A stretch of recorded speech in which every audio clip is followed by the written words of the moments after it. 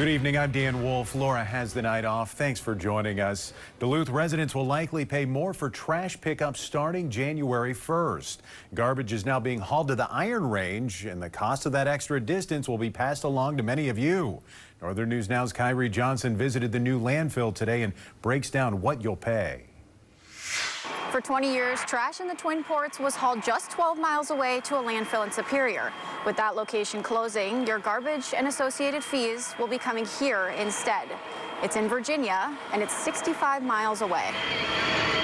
Trash from Duluth and surrounding Carlton, Lake, and Cook counties will be routed to the Virginia landfill after the Moccasin Mike landfill in Superior closes. They say it will decrease the garbage fees, but not for everyone. The decrease is really for the St. Louis County solid waste service area. That's about 90% of the county.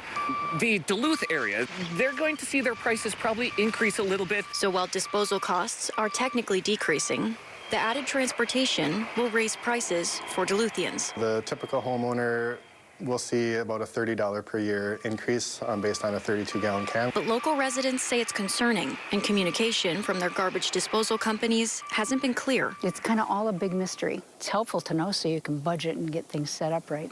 Pellinen says despite the transportation challenges, the Virginia landfill has become the logistically next best option, especially when it comes to the expansion of the 42 acres of the landfill. So we could take waste for another 50 to 70 years, whereas prior to the expansion opportunities, it was we were kind of set on 12 to 14 years left of capacity.